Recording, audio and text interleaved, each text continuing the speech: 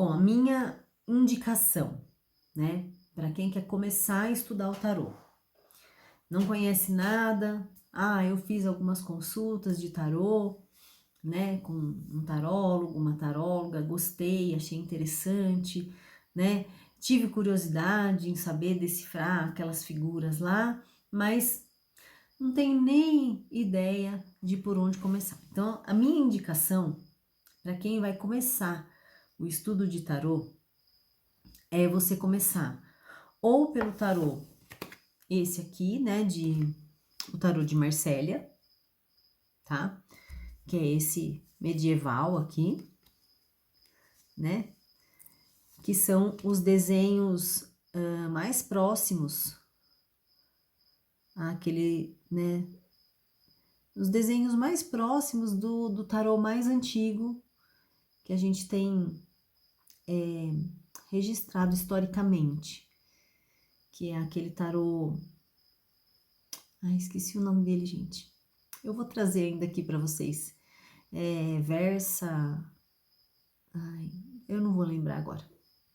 Mas enfim, esse tarô, ele é o mais fiel, né? É o que tem as figuras mais parecidas com aquele tarô lá do século XIV, né? Que a gente tem registros históricos mais, vamos dizer assim, confiáveis, né? Porque tem registros históricos mais antigos, mas que a gente não consegue, os historiadores eles não conseguiram correlacionar as figuras que foram encontradas na Ásia, na China, no Egito, né, com essas figuras mais atuais, né, mais atuais entre aspas, do tarô, tá? Mas isso é a história do tarô. Eu vou preparar um conteúdo específico para falar sobre a história, porque são muitas coisas e aí eu trago para vocês, tá? Então, voltando ao nosso assunto, para iniciar, ou o tarô de Marsella, que é esse aqui, o tradicional dos tradicionais, ou o do Rider-Waite, que é esse aqui. Deixa eu pegar aqui, que tava meio longe. Vou pegar aqui para vocês verem. Eu já mostrei ele em outros vídeos, né? Mas é só para dar uma relembrada. Ó, esse aqui. Esse meu aqui, ele tem essas cores assim apagadinhas, porque ele é uma edição especial, viu, gente? Né? Porque o Rider-Waite, quem já conhece esse baralho, o mais tradicional, ele tem as cores mais vivas, mais impactantes, né? Esse daqui, ele tem essas cores pastéis, assim, esse tom pastel, porque ela é uma edição especial de 100 anos, né? Uma edição comemorativa dos 100 anos do baralho do Rider-Waite, tá? Então, ela é assim, apagadinha de propósito, e ela tem o verso dela também é diferente, não é aquele xadrezinho que é o original, que é um xadrezinho azul, né? Então, esse daqui também é um baralho muito bom para começar. Ele tem só uma pequena diferençazinha do tarô de Marsella, que é a troca dos números lá da força e da justiça, que eu já falei isso num outro vídeo para vocês. Mas essa troca numérica para o estudo simbólico não tem nenhum problema, né? É porque o White, ele era cabalista, ele fez alguns estudos cabalísticos lá de numerologia, e ele achou por bem colocar a justiça como número 11 e não como número 8, como é nesse baralho de Marsella. Porque como ela era a justiça, a carta que representa o equilíbrio, ele achou por bem colocar no meio do baralho, né? Mas existe um estudo simbólico que a carta da justiça, como número 8, nesse baralho de Marsella, ela também fica no meio do baralho,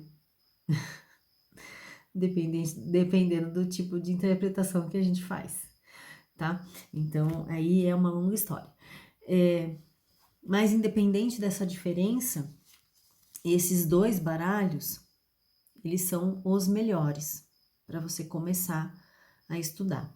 Geralmente, quem não tem nenhum baralho e também não começou a estudar ainda, prefere esse daqui, do White. Por quê? Porque os arcanos menores têm desenhos, né? Eles têm essas figuras, apesar de que esse eu tô pegando as figuras da corte, mas os números, né, no caso, por exemplo, esse aqui, ó, né, o 9 de paus. Os números, eles têm uma figura como representação. Então, isso facilita bastante da pessoa começar o aprendizado para se conectar com essa figura, né? E começar aí a fazer a sua leitura, né? E começar a captar aí quais as mensagens que essa figura passa, tá? Então, geralmente, esse daqui, ele é o mais requisitado para quem tá começando. Eu indico os dois, tá? Porque eu comecei a estudar com o tarô de Marsella, e eu gosto muito dessas figuras, né? Para mim, são figuras que facilmente eu me conecto com esses personagens, né? E como eu já falei, né? Os arcanos maiores, eles têm essa representação de arquétipos, né? Então, são arquétipos universais que, assim, de alguma forma, no nosso inconsciente já tem alguma informação sobre esses personagens e sobre essas cenas, né? Que o tarô, ele traz a representação,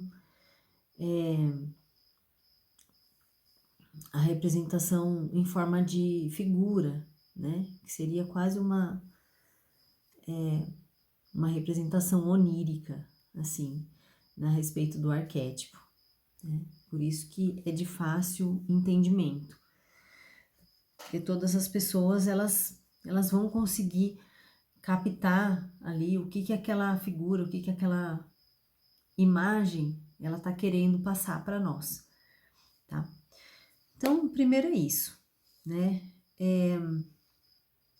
Então, esses dois tarôs, justamente por isso, né? Porque eles são os mais tradicionais e eles mantêm as principais características e as principais identificações arquetípicas dos arcanos, tá?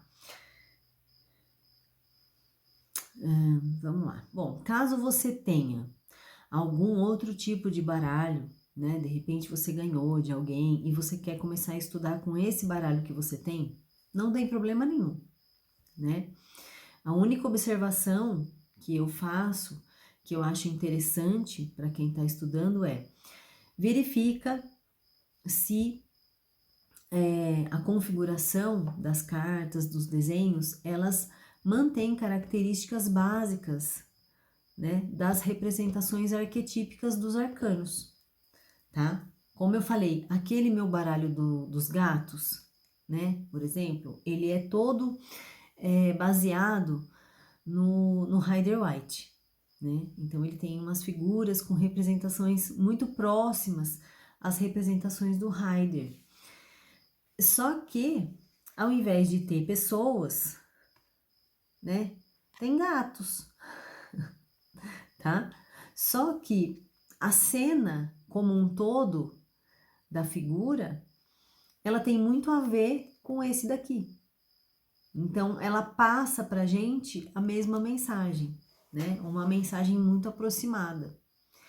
Algumas cartas, elas têm características bem específicas, assim, de gato mesmo, né? Então, quem tem gato, quem tem convivência com gatos, assim, vai perceber que tem algumas cartas que é muito, assim, cara de gato mesmo. Tipo, aquele comportamento, aquela cena que está sendo retratada ali na carta. Mas a mensagem simbólica que aquela carta está passando para nós, ela tem a mesma representatividade dessas aqui, tá? Vou pegar outra. Não melhorou muito, né? Eu queria pegar uma mais bonita. Vou pegar a Justiça, ó. Tá? Só porque é número 11 nesse baralho. Então é isso. Então, se você já tem, né, não tem problema, pode usar o seu baralho, né? Se é um baralho que você gosta, se conecta com você, se tem a ver, né, com a sua a identidade pessoal, né? Tranquilo, usa ele mesmo.